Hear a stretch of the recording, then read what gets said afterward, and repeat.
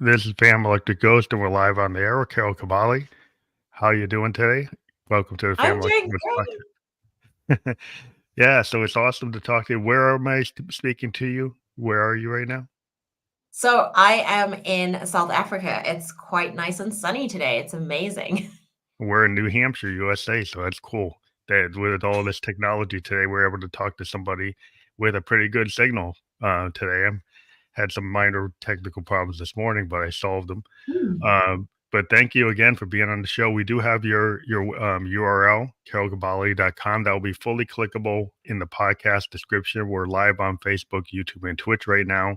So it will be clickable on those platforms and all the other platforms where you can listen to or watch a podcast.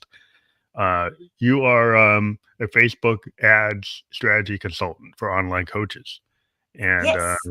yeah, we're gonna dive into your story more, but we always ask every guest a couple questions before we get into Hmm. everything. What motivates you, and why do you do what you do? I think what motivates me is I've always wanted a certain lifestyle and I wanted to have a little bit of freedom with it, to be able to just show up to family vacations or family events, to have time to take time off randomly if I needed to. So for me, when I decided to go down this particular career path, those were the things that I was looking for, and that's kind of what motivates me to keep going. Because when I think of going back to a corporate 9 to 5 job where I have to like beg someone to give me time off, I'm like, no. No. Yeah, I mean, I was a road warrior. I'm a software IT guy, but I went into consulting a long time ago, and Mm, I'm able to still work remotely, even though a lot of times people say that's dead. But if you're a consultant, if you're not the employee, you can get a lot of remote work. And so I've yes. got a lot of agencies I've worked for, and I continue to be able to work remotely because I've been doing it for the last like 7 years, even before the Yeah. pandemic. So I just Yeah. decided that I just, because I have this podcast, I'm a musician, I'm a producer.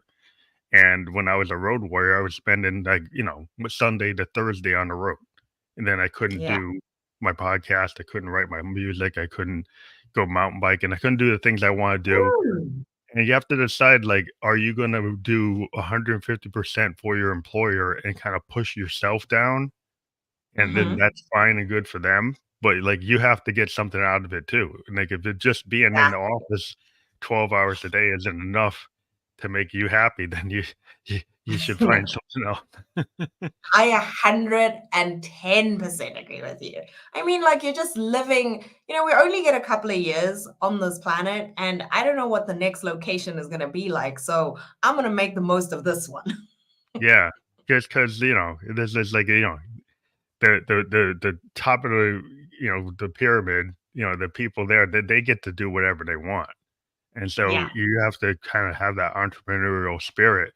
And it's risky, because I know my wife, she like, well, like if you don't have a full-time job, we don't know what's going to happen. It's like, well, we've been continually able to work for the last like 10 years. So it's not, you just have to believe in yourself. I mean, it's a little scary when you start something. It's like being an entrepreneur. Like it's, you have to show up. I 100 I agree with that so much because I think in the beginning for me, I did everything right, right? Like I went to university, I got a degree, and then I went and I worked in corporate. So my career was like kind of set in stone. Like I just thought that's what I was gonna do. And when I came and I decided, well, I told my husband first, and I said, "Hey, I'm gonna start my own business." He was like, "What?" And then when I told my parents, who had just put me through this very expensive degree, they were like, "What? No, no. Like, we didn't pay all this money for you to Yeah. risk it all on a maybe. No, go back. Ask Mhm. them for your job back." Yeah, it was an interesting time. But you know what? I think being an entrepreneur, you have to be very consistent. You have to be very passionate about your why. And because I believe so much in this and like, this cannot be it. Just sitting at a desk and working for someone and like living past everyone. And when everybody's having fun, you're at work. I was like, this cannot be it. Like, there has to be more. And that's really why I chose this path of entrepreneurship, truly. Well, it's important to have that kind of looking glass and self. You look in the mirror and you say, "Hey, Like, what is it that I want to do? Because a lot of times, like the world kind of puts us into these boxes, like, oh, you're going to be an actor, or you're going to be a lawyer, you're going to be an Mm, engineer, and then you get like, was that really what I wanted when I was a kid?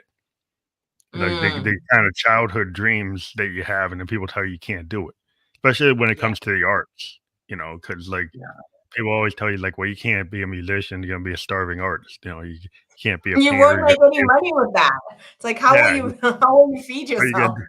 how you gonna do that? So if you find a Yeah. way to balance it so that you can still Mm, be happy, that's why I found a way to do that. But in terms of like where you decided to specialize is like Facebook ads, and maybe you can talk about the opportunities for entrepreneurs and people who are creatives like myself. mm. I'm always struggling with, like, well, what's the best way to promote the podcast? Like, because I'm on Facebook, I'm on multiple channels. So like Yes. maybe you can talk about like how you approach entrepreneurs with your pitch. Okay. So that for me, I try to look at Facebook ads a little bit differently than everybody else. I think I do. It's I come from it from a place of service, right? And what I mean by that is I really try to work with people who have a message to help others or Hmm. who their products or services are go beyond just let's make some money here, right? For Yeah. me, it's really important. And that's why I think I've chosen the vehicle of Facebook ads because they tend to just amplify whatever is put in front of them, right? So if you have a poop emoji as a product or service, or you have something that's not tried and tested, sorry to say, that's all the world is going to see. And it's actually really nice, even when that happens, because you can very quickly see, hey, that's not the right offer, hey, that's not the right pricing, and it's like accelerated your growth, and you can be like, whoa, whoa, whoa, let's go back, let's try and think of something else. But if you have a product and a system that's working, it, like I said, it just amplifies it and it gets more people to you. So my approach is working on basically, if you'd like to think of marketing terms, the top of funnel. So getting people into your ecosystem, keeping their emails, because these platforms, although I do advertise on them, that's what my job is, they don't belong to us, okay? And at any point, they can be taken away from us. I mean, 2 years ago, my personal Facebook account was hacked and it's gone. Mhm. And I Yeah, had yeah. so many connections and so many things there. So if you're building your business on borrowed land, if we can call it that, then it's never truly yours. At any moment, the rug can be taken out from you. And then what are you going to do? You have to start again. So a good place to start again is, I know none of us want to do this as entrepreneurs. We're like, oh, an email list, really? Like, oh my gosh, stop. I'm going to do it next year. I'm going to do it. But every year you say that, and every year you don't grow the email list. And Mhm. by having an email list, it's people that you can always go back to. And maybe they won't be a client today, maybe they won't be a client tomorrow. But by having you as the top of mind option, the time when they are ready to buy something, they'll very likely go to you. So that's kind of where I focus. And I like to focus also on having campaigns that drive people from the emails, maybe to an event or something, but really focusing on nurturing at the core of it. Yeah, so it's important probably to have your own website so, you're not living off of the borrowed land, and then the Exactly. email, like, list. A lot of people probably think because of, texting and other social media platforms that email is dead, but it's not. It's kinda Mm. like, if you're a salesperson and you're selling insurance, people still cold call. They still go to the Mhm. real estate office and try to find out where are all the new houses, like, Listings. where all the Yeah. people just moved in. That's what my father was, a potential sales agent for, like, 30 years and a manager, and he was always telling his people, like, "You gotta cold call. You gotta go look up who's got the houses, like, who's sending somebody to college, who's doing this, who's doing that, who's got birth announcements. Go check all that and then start." Then you build up that list of people once you Liz. have them. You ask about, like, "Was there a friend? Do you have relatives? Do you have, family?" And then you just build up this massive list of people. And Yeah. it's kinda old school, but just by doing the work. And I mean, it is some work, and if you're an artist, you're like, "Ah, I don't wanna do that." Like, if your musicians are like, "I don't wanna do that." I guess somebody else has got to do that. But like if you want to own your own music, because a lot of people don't want to go on labels, then you're gonna have Mm, to start doing something like that. yes. Exactly. And by starting with one little piece of information, like you said, like the email list, you can very like continue to nurture and send things out like surveys to gather more information, like when is your birthday? So we can send you a coupon. Or hey, what kind of services are you into? Are you looking for help with one, two, three, four? These kind of segmenting questions can help us Mhm. later to identify what products to put in front of this person or what service to put in front of them, or even how we talk to them. Because if I know, for example, that you're a musician, even maybe in like the information that I send you, if I can bring a tidbit of that in, we already have a better rapport, we already have a better connection, and you feel more seen than if I just send you a very generic email that says, I hope this email finds you well. You're going to be like, oh gosh, roll your Yes, eyes. I it's cannot. important. Oh, oh, do we lose?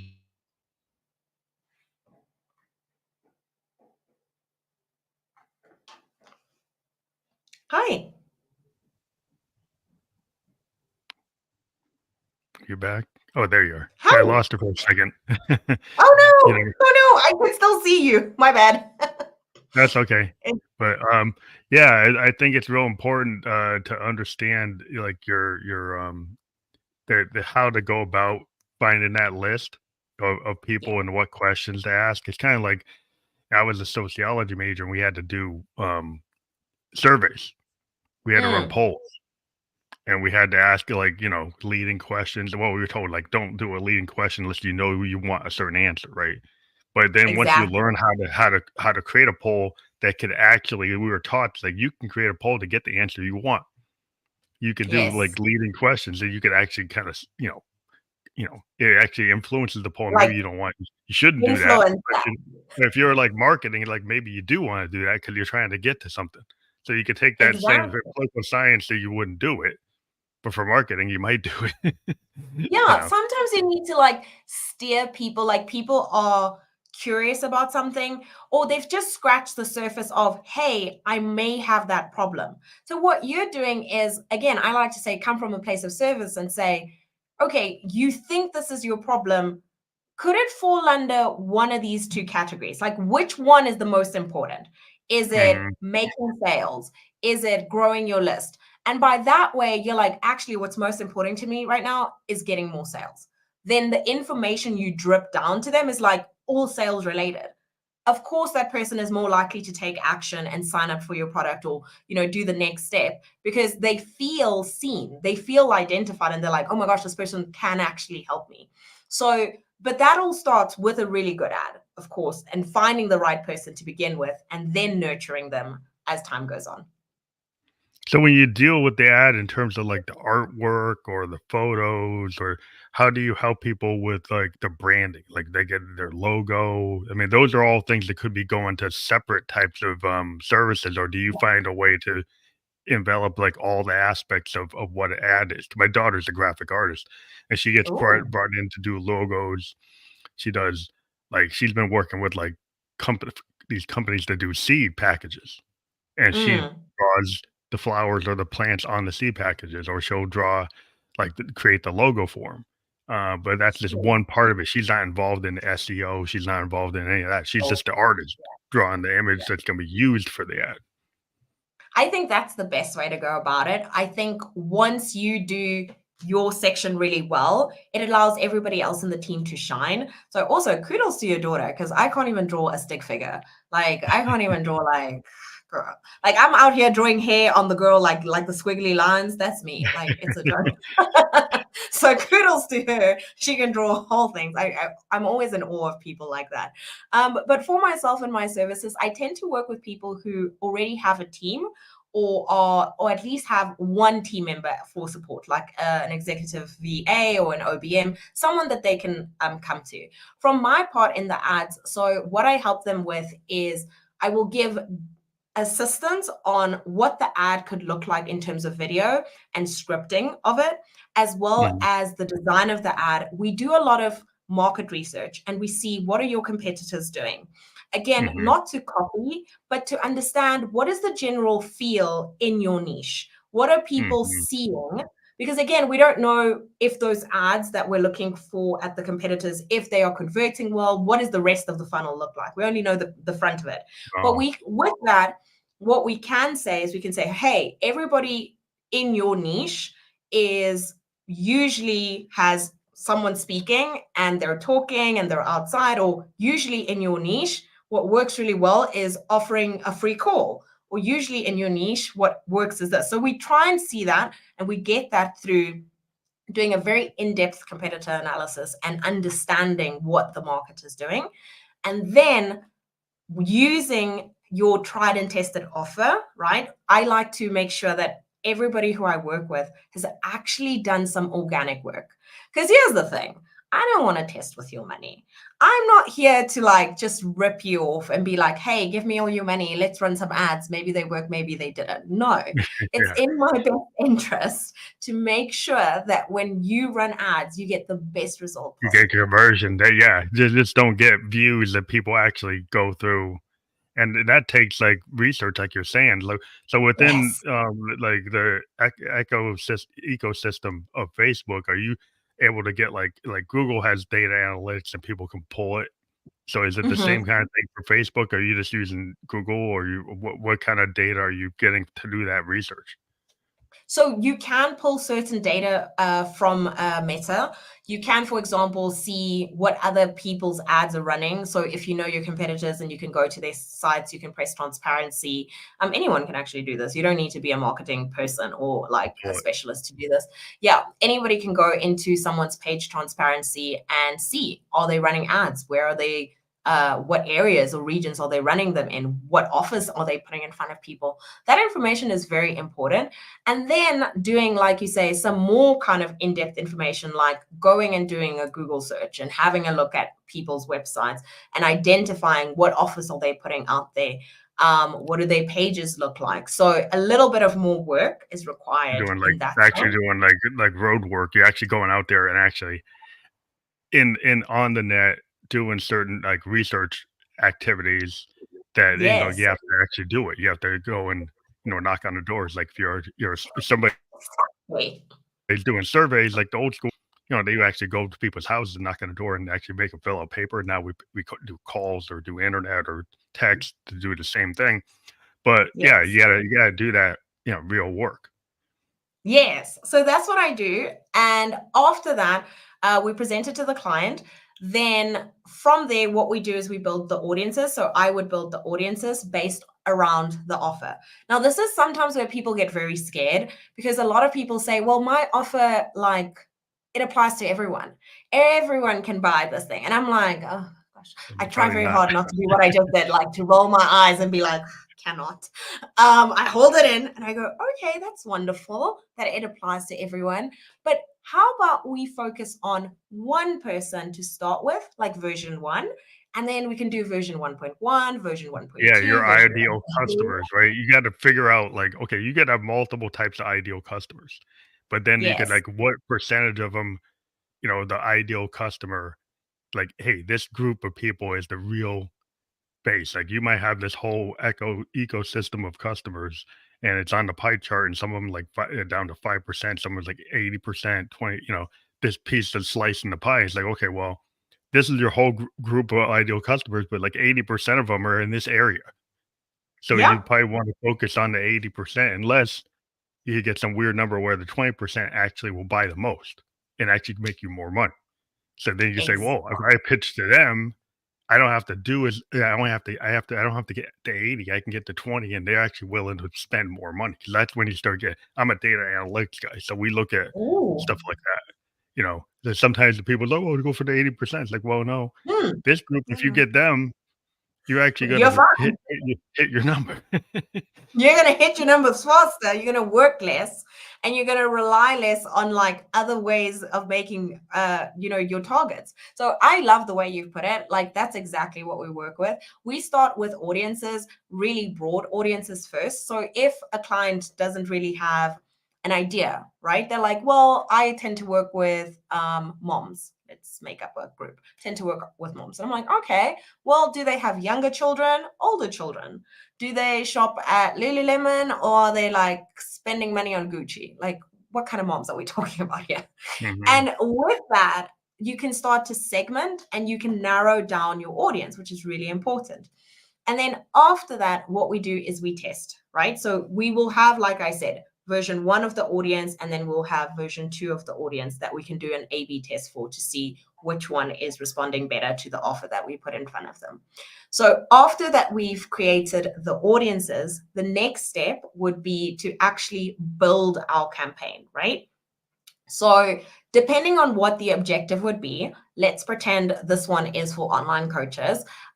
Usually, online coaches tend to want to have like a lead magnet, which is like, I'll give you something and you give me something in return. Here's an ebook in return Oh, for free your ebook, yeah, and email. then Yeah. yeah, Here email, and then is a meditation. Give me your email. Here is a training. Give me your email. So, what is something valuable that your niche would want?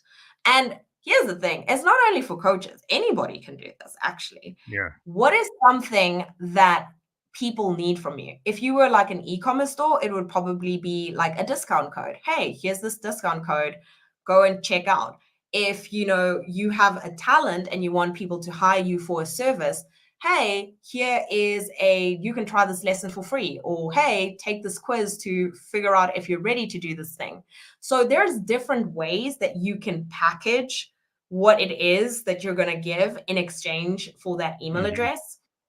But what I would suggest is you need to do something that gives people a huge endorphins hit. Like it just mhm, smacks them in the face with it.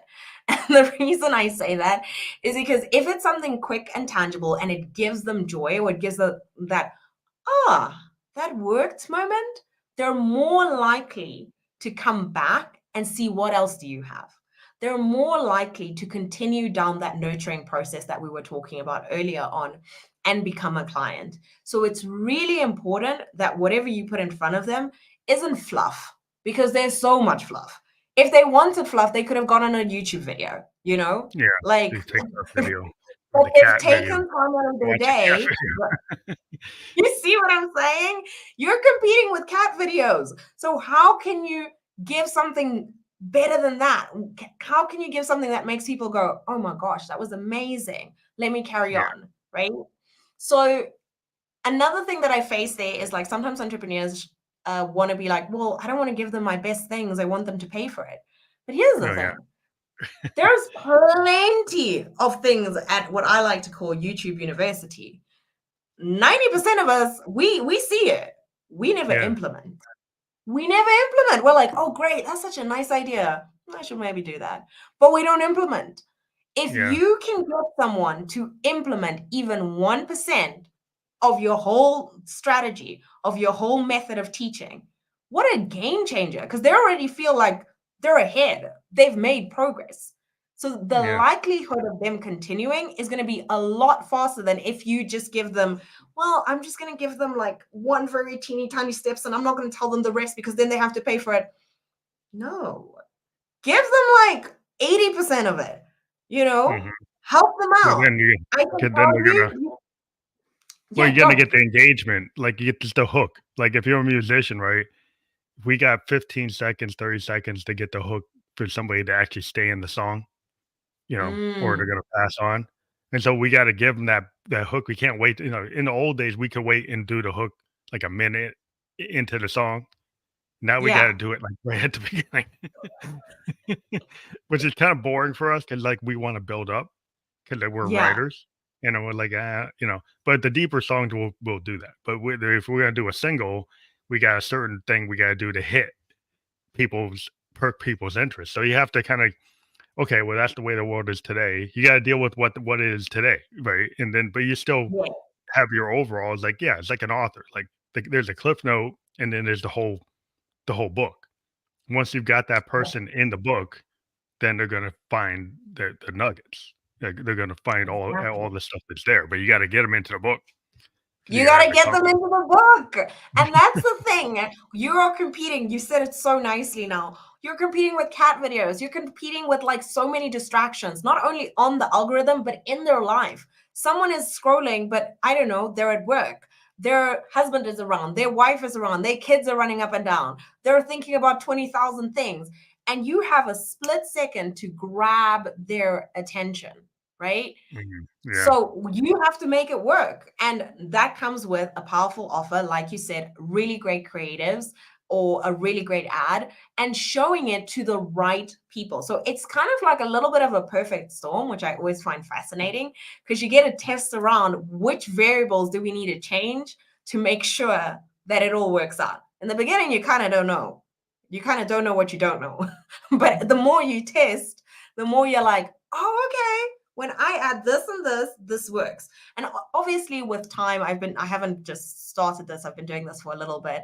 I mean, like not a little bit, it's like coming to 7 years now. Oh my gosh. Even I'm Mhm. like, it's been a while we've been at this. You Yeah, tend your to see lessons learned. Yeah, you got yeah. lessons learned. Like, and that's the whole thing is like a lot of times, like I started this podcast back 2016. Started on an app called Spearman. It was just on a phone. So, Wow. it was just like just audio on a phone. And then Mm, eventually we moved up, to other platforms, introduced video in 2020, be able to like use services to get guests, right? It became part of a right. network of podcasts. And then that builds this big Rolodex.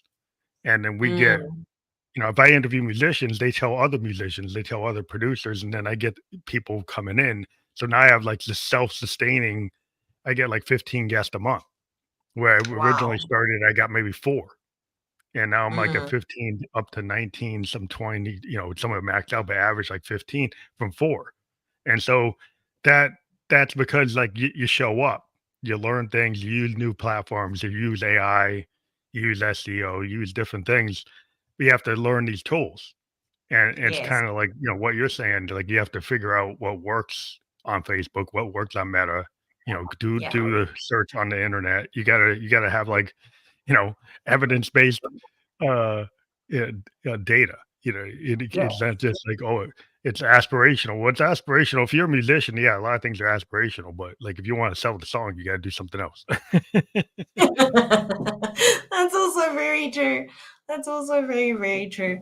I think also what's important is like, I know when we were like talking to do this topic, is that we don't own the algorithm, right? The Mhm, algorithm, I don't care what platform you're on. If you're on a social platform, you don't own the algorithm, especially like I'm not active on TikTok. I'm a consumer, but I like mhm, TikTok. I like to aimlessly scroll.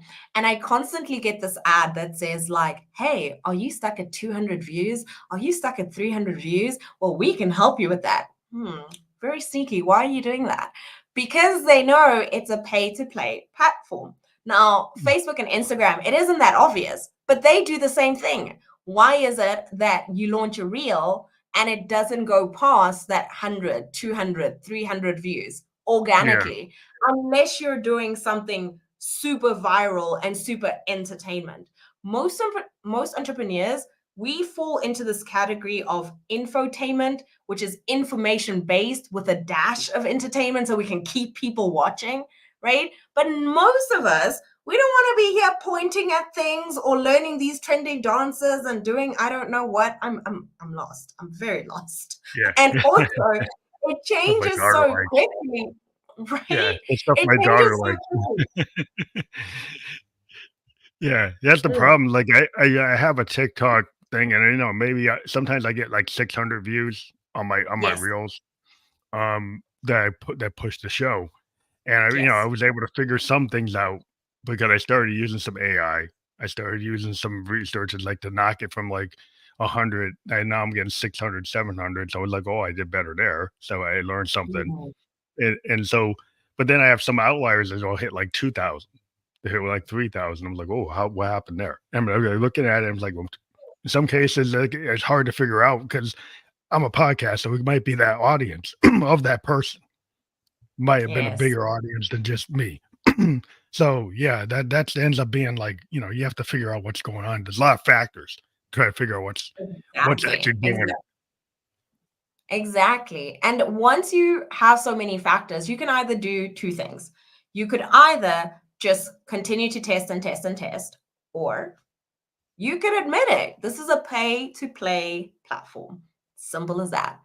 And I'm not saying we all have to be like these huge corporations where they spend thousands and thousands of dollars on advertising and these have these huge marketing budgets, Big okay? budget, yeah. Right?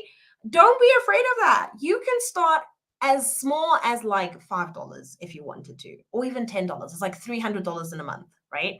Now you may be Mhm. thinking, Carol, that's a lot of money. I also want you to think of the coffee you get every day. I also want you to think of that coaching program you're never going to finish, or that course you bought you that's just chilling there at your like virtual Oh, desk university that you've never finished, that you were so happy to spend 197 for and you haven't done anything with it. I also want you to think about maybe an extra team member that's doing work for you and it's not yielding the ROI that you thought you would.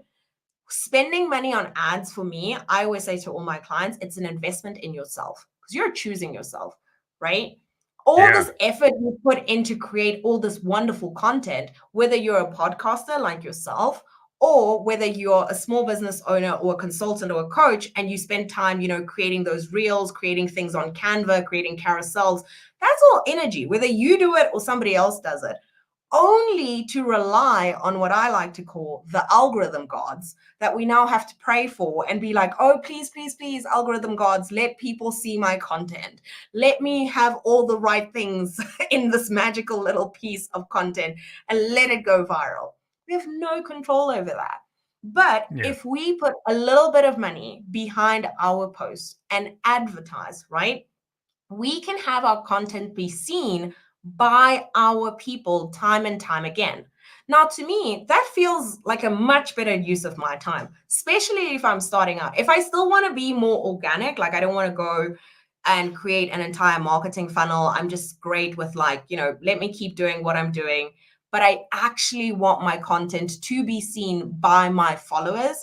I would definitely do something called a retargeting campaign, and that's just when you say to Meta and you say, hey, can you please show this piece of content to my followers, to people who've engaged with my accounts on Facebook and Instagram, to people who've visited my website, to anybody who's on my email list. Now, these are people who have already willingly said yes to you, right? They've already Oh, said so you're like, hey, targeting, so you can target to those specific people instead of doing like a geographic region or like something that's broader. You can go more specific. yes, exactly. And with that, you can go even more specific of everybody who's already said yes to you, right? Like they've interacted with your Facebook, your Instagram, your email list, your website. They've watched your content with your videos. They've liked the post. All of that counts as engagement, right? And Face and Meta is tracking that across all their platforms.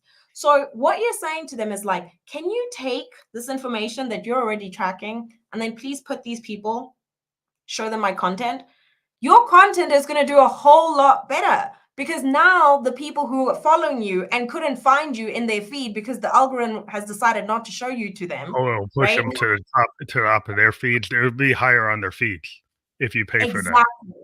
Exactly. And now you will actually get the engagement. But here's the thing, we're not here for vanity matrix only, right? I'm not here to say to you, hey, let's get more views. Let's get like, more You want clicks or whatever. conversion. Yeah. You want No, most people, they want something tangible out of it. Unless your goal is awareness, and sometimes it is, because I have clients of mine who need to push their numbers of their video views. They need to say, I can reach 10,000 people, 100,000 people, because they want to become speakers or they want to become, people who go to summits and do things like that. yeah. So that requires a little bit more of credibility and to say, I do have a following. Here's my people. Come hire me for the summit or hire me as the speaker. And that kind of, then the vanity matrix kind of make a little bit more sense because people are like, okay, people are watching your stuff. We could see how we could have you there. But most people, they want something a little bit more tangible. It could Mhm. be an email or it could be starting a conversation. If you go on like Instagram, for example, it's very popular to have like something and then have it say, comment the word blank and I'll send you this. Or in the Oh, caption, it says, if you want this thing, this shirt that I'm wearing from Amazon, comment the word blank and I will send you my link. yeah. Now, that's the same piece of content that you could put in front of someone, and then you get all this engagement. And here's the wonderful thing. If Meta wants your ads to be seen, they want your content to be seen by multiple people and people to interact with it. It's in their best interest for that to happen. So it means people are not leaving their platform. People are staying here. They're staying longer. They're seeing more ads. Their revenue is going up, right? So if you create something great like that, that people are sharing, they're commenting, they're engaging with it, of course, it's going to push you a little bit more and your cost per result will come down. So, for example, let's use baby numbers because sometimes I get scared because I get this question all the time too, like, how much should I be spending on ads? Let's use baby numbers. If you have $10 a day, right? And your goal is to get one email. If you get 10 emails because your ad is doing really well, you're going to spend $1. But if you get 2 emails in a day, then you spend 5. Then you got to think, was it worth it? Was this investment worth it for me? Should I continue? Do I need to up my budget or not? So those are things I take into account when creating ads, and also not relying on the algorithm, because again, we do not own these platforms and we don't know when they can be taken from us. Yeah, I think that's really important to get, find that true audience. Because, like, as a podcaster, what we like to do, well, part of what we want to get guests, so we try to get on Mm-hmm. networks that can get guests, and then we also want to get views because if we get more views on Apple or Yeah. Spotify, then we qualify for ads on Apple and Spotify, and so then the ads Mm. can be added into our program. So if we can get 2,000 views, 5,000 views, 10,000 views, then we qualify for their ad programs and we have monetization. So you can get monetization or Mm. you get sponsors like I got Newsly. But like if you get sponsors to come in, if you can qualify for ads, then it makes sense to actually try to get your views up, right? Because then that gives you Yeah. this other, you know, benefit. Yes, exactly. And also, I'm just thinking for yourself, we do this a lot with my niche of coaches, is that we'll take a snippet, right? Like we'll take a soundbite, a really good soundbite, and we'll put it in front of the audience, and then we'll say, listen to the rest by signing up to the webinar, or listen to the rest by going to the training, or in your case, it could be like, listen to the full episode on comment Yeah. blank, and I'll send you the link to the episode. Or, click in my bio to hear our latest episode. So again, by taking those little pieces of information, putting a couple of dollars behind it, again, you are seeing your people. Also, I don't know why we like to do this. I think it's a thing of entrepreneurs. I don't know what we need to call this, but we have this thing of like, people buy from us and we tend to forget about them. Or people like our stuff and engage with us and we're like, oh, okay, we have that person. Let's forget about them. Let's get more. Let's get new people. Let's get new people. But like, you already have all these people. These people could listen to your podcast again. They're repeating. They're the ones who are going to speak about your product. They're the ones who are going to tell their friends, you know what I listened to on the other day on this podcast? It was great. And they're the ones who are advocating for you freely. So it's actually in our best interest to speak to this warmer audience and give them a little bit more attention before we bring new people into our field. Mhm. Yeah, that's the whole idea, like subscriptions. But the problem with some of the subscription platforms for podcasters is like if you put your episode on subscription, then only the subscribers get it. So if you don't have Mm, a big enough base, then you yeah. can't really use it. Yeah, like you gotta build up a good base to have exclusive episodes only for subscribers. Otherwise, you don't get a wide enough spread unless Why? you're like a Joe Rogan or something. Like, yeah, okay, you can get enough people.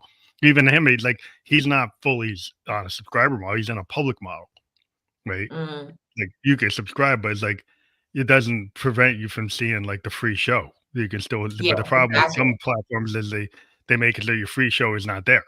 Like it's only on subscriber. So it's like that. Yeah. Well, that they kind of need to be able to subscribe and still have the one that's out there for people who didn't subscribe. No, I So get it's you. I yeah, get so you. And I it's think kind of with things like that, I would say, like, I know you like to diversify, but I'm a bit of like a stickler for the rule of one. One problem, one product, one solution for 1 year. Let's go. Mm. And let's grow vertically instead of horizontally for the year, right? Let's grow vertically instead of horizontally so that we can get further. And then if it works, it works. And at least we built that up. Let's try build another avenue up. Let's try grow another one. So that's my personal way of growing. And I think of the same way with ads. But I mean, you can't ignore what's happening on other platforms. I get people as well who are like, well, I don't like Facebook and Instagram because my niche isn't there, my people aren't there. Well, how do you know that? How do you know that? Your Yeah. people might be there. You know, it's like so sometimes, yeah. So, I mean, it's like there are some situations like if I have like a landing page and I've got like 12 places you can listen to the podcast, but Spotify actually gives me a better deal if more people go there. It might be a Yes, good idea to just limit or do the advertising for Spotify to direct people there. Even though I have the exactly. landing page, I do the advertising just so that it brings people into Apple or Spotify because they give me Yes, more bang for the buck. So yes. that might be like the approach where you're saying like, okay, well, you could offer this, but like when you run your ad, direct people over here because this is where you're Ex- going to get the best bang for the buck, right? yes, exactly. I love that you see it that way too. Yeah, it's all about being really smart with what we have. And it can feel very overwhelming. I get it. Okay. A lot of people, they hear ads and they're like, oh my gosh, I've tried it before. It's very scary. "Mm, I don't know what to do." Start slow. Go Yeah. slowly. Step one, do you have an offer? Do you have something that people can buy? Step two, who are we going to show it to? Step three, where are they going to go? And then you can like go and set this up step by step and literally use your time wiser than not just, throwing spaghetti at the wall and hoping it sticks, because who wants that? You know, a lot of times, like if you're a coach, like what you want people to do is have a ticket to your webinar, have a ticket to your like retreat or your master Hmm. class. You want people to jump on the master class or like buy the book, show up at the symposium. Those are the specific things you're trying to get people to do because those are the services or products you're offering, right? So that's where you want people to engage.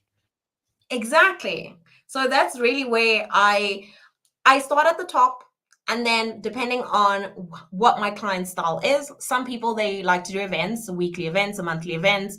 After we have the lead, we push them to the next event, to the nurture event. So are they going to have a masterclass? Are they going to have a webinar? Are they going to have a workshop? Do they do quick connection calls to see if they're a good fit? So the next step will depend on the style of the person. And I personally, I like to say I leave that with you because they know their clients best. Like, you're Mm. a podcaster. If I started saying to you, like, hey, I'm gonna need you to write blogs for me every day, you'd probably be like, Carol, I hate you. No, can't I just do the podcast? I just do bugs. Can't I? I don't do the blogs. Well, I have automatic AI blogs, but come off my thing. But I use like what I can do. But yeah, it's like you got to look at like all the tools out there. I was going to ask a question about like AI because like everybody's always saying AI is taking like as a musician, people's like, well, AI is going to write the whole song. I'm like, it can write the song, but I don't like the result.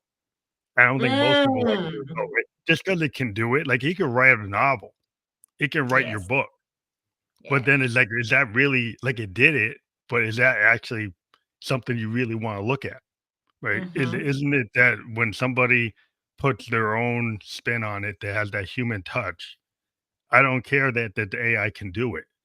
It's Yes. about like that human, uh, uh, you know, special sauce that Element. everybody has. Like your lessons learned, your 7 years, your 8 years of experience, the 10,000 hours of an athlete, yeah, the 10,000 hours a musician puts into playing a bass guitar. There's something Hmm. about the microtonal, those things, the happy accents, the computer can't do that, right? Exactly. So that's where people make a mistake is, "Oh, it can do it." It's like, well, go check it out. There's a lot of people who've taken AI, put it into their products, and it's actually not had a good result because they just kinda Correct. threw it in because it's the hip thing to do. You gotta look at it and say, "Where is it right to do this?" Right? Where Yeah. does it make the most sense to do it? Like your ads. Exactly. For me, I think I like to think of AI as a tool. And I still think that I am the hand that guides the tool, right? So even in ads, for example, because Meta has all this information, there are elements within the ads that can be um, kind of pushed or made better by the algorithm, right? They don't call it AI yet. They keep referring it to it as an algorithm. Now Okay. the algorithm knows like if you already have, you're looking for moms, but it knows the dads could also benefit from this information. In your audience creation process, for example, you can expand on it and it will find dads and it will like show them the offer. And that's like through machine learning. Like it's learned this behavior and now it can go and Mhm. look for the right audiences. It can also do things like it knows that maybe certain people prefer to have ads delivered on mobile instead of desktop. So it will, for certain audiences, adapt and show that specific group more of your ads on a phone than on a computer. Now, that's again through machine learning. It's learned that through all the advertising information that we as advertisers have fed it. I would not trust the algorithm to just run a complete campaign because it's not accounting for everything. Here's the thing, like it may think an ad has failed because, oh, we only got an email, or oh, we only got video views. There's no money element attached to it directly from that video, right? It cannot correlate a sale. But I, in the background, I'm looking at the whole picture. And holistically, I can say, well, from the whole time that we've been running ads, you have had, 15 opportunities that have been very strong quality leads that you've had conversations with, and three have converted into clients. It cannot do that. It will be Yeah. like, we need to turn that ad off. And I'm like, no, we need to leave that ad on Yeah. because that ad is converting. Yeah, that's like, the whole idea, like, you could have a cat video gets 1,000,000 views, or you could, like I had a podcast episode, maybe got only 100 views, but then a Grammy award-winning producer saw it, and then I got to actually have them on the podcast twice. So, Wow. that shows you, like, well, just because the number wasn't big, didn't Mm-hmm. actually correlate to that being a failure. Sometimes it's like who you it's like the law of attraction, you put something out there. I get a lot of opportunities where, like, suddenly, I mean, I had interview with an author, and then an agent, of another author sees that, and then they contact me, and then I get Yes. that guest on, and then that triggers more authors coming in, or I trigger, like, an agent sees me, and then more musicians come in, more film directors come in, and so it's sometimes like, it's kind of self-sustaining. Like, I get a certain amount of guests all the time as a baseline without Mm-hmm. doing anything other than showing up and doing the podcast. Correct. And if you do, ads on top of that, then you'll get more. But there's certain Of things course. I've been able to generate just because of what I'm doing, and then taking Exactly. advantage of that. But like if you push it, like I have some goals. It's like I need more Spotify, or, you know, viewers and listeners. So then I might Mm-hmm. want to do an ad that targets that to get that, because there's a goal I want to get actual advertising on that platform for my podcast. I Okay. want to be able to do that. So they yeah, it's like that's something I probably need to actually actively engage somebody to get that done. Honestly, just off the top of my head, I just because I'm a bit of a generator, I'm a little bit woo sometimes, okay? And the human design in me, apparently I'm a generator, so I just spitball ideas. And as you were saying that, what came to me was like, I really think you could have like sound bites, which I know you already do, and then asking people to, if they want to hear the whole thing, either they can comment the word and you'll send it to them. And that way I kind of also think is better because you can segment. I'm just thinking about yourself. Like you could, the next follow-up question with that, you can also automate. It doesn't have to be yourself. You can use like a platform like mini chats or something. And there you can say, like, okay, great. What is your preferred platform? And they can say. And you could always Mm, have, for example, Spotify as the first one. mhm. And it can be the biggest one. Or you can give them like two options of where you want to send them, right? Spotify or here. And then another one could be like other, so that it's not Mm. even in their head. And Oh, so then you they integrate click. that with like a chat? There's like an automated chat system that you can tie to your Facebook, or and then when people or your Instagram, right? So you're saying like, Yes. oh, if you want to do this, like type in ghost, and Yes. and then when you type in ghost, you can link that to some tool that's actually gonna be like a chat bot or something that's gonna Correct. have these pre-canned things. Oh, that's Yes. interesting. So that's something you could really set up with ads, and the objective would be a messenger ad to start a messenger conversation. And again, like you said, you can use any tool that you'd prefer, but they would comment the word, or they could also, if it was a messenger ad, they could be like send you a message, and the message is already pre-filled, and that already triggers the platform, the tool that is gonna do the little bot conversation with them and say, hey, I noticed you wanted the full episode of this podcast, what would be the best way to send it to them? And then the next message would be like Spotify, other place, or blank, or hey, my platform's not listed here. So Wow. only if they are, they don't like one of the two platforms you've given them, maybe it's like YouTube and Spotify, then the third one can be like, okay, other, then it goes to other things like Apple Music, it goes like Yeah, to yeah. all the other ones. iHeartRadio, all the ones that Exactly. are out there. That's cool. Yeah. That Yeah, well, and that, then you can podcasters, we were always looking for something like that, so that's like gold. yeah, and you could follow that up with like, hey, once they've selected their platform, you don't immediately send them the link.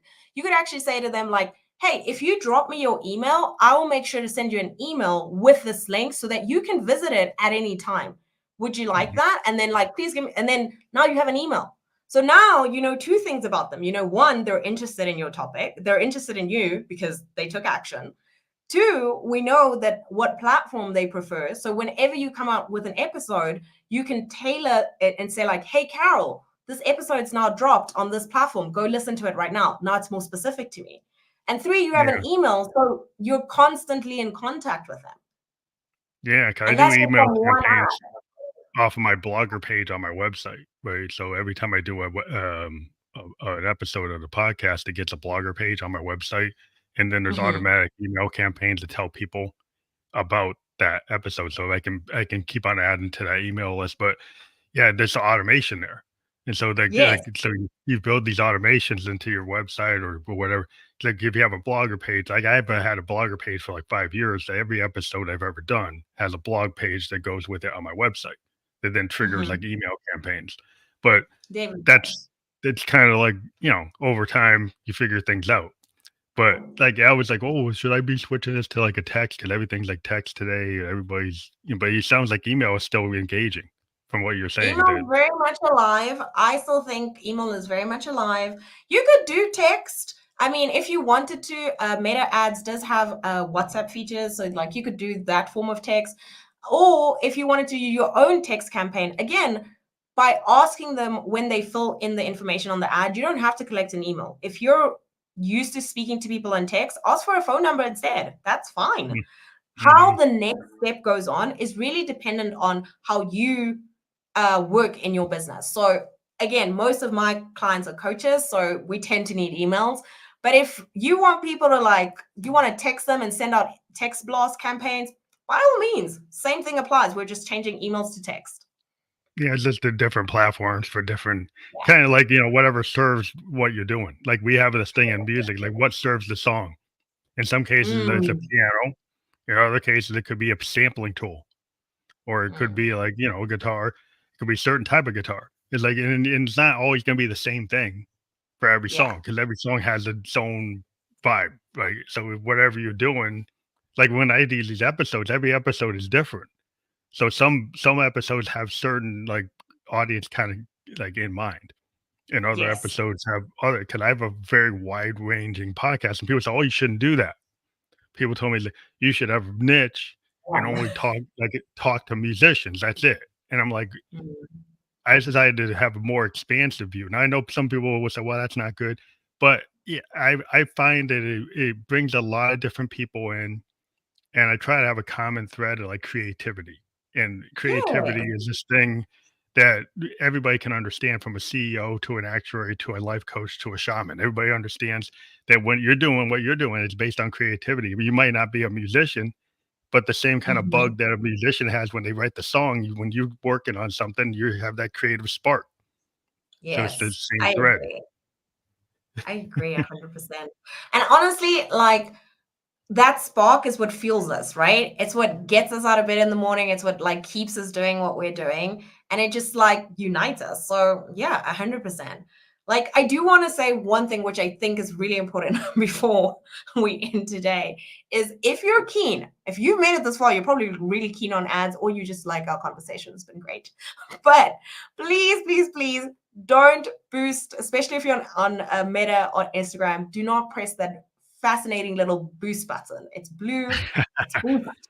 Please do not press it. It is a trap. I do not recommend it. It is, you have very little control over who sees your ads and your targeting. A lot of the things that we discussed today, like you won't be able to do. It's kind of like casting a very large net and Yeah, hoping people take action.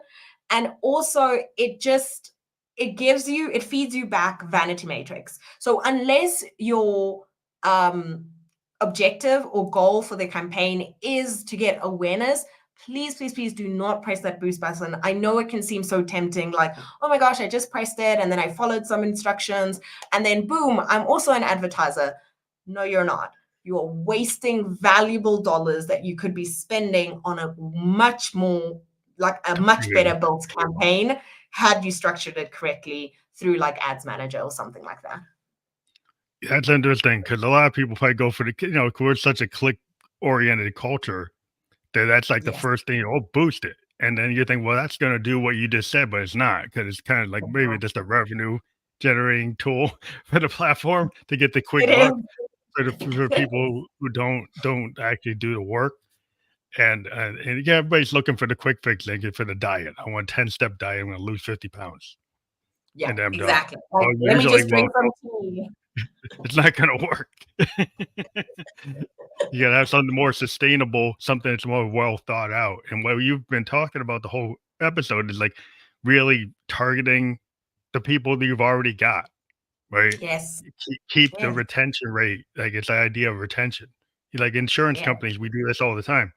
We got, I work with insurance companies and banks, and they've got their Mm. core clients, and they want to upsell to the core client base. It's like, yeah, we would bring new people in, but if they can keep on upselling and maintaining retention ratios, like that's what their Oh, actuaries are looking at all the time. It's like the thank retention you. ratio. What's that? Yeah, these are people who've already said yes to you. Why are we trying to get new people? These people are Yeah. great. Let's not ignore them. Well, it's real important because it's all about stats, but understanding your stats.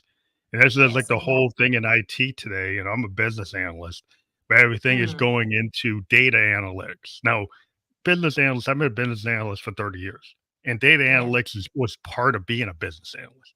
But now it's been like separated out of the business Yeah. analysis framework. And I understand, but it's like my job is I actually build the system that Hmm. the data analyst goes and uses.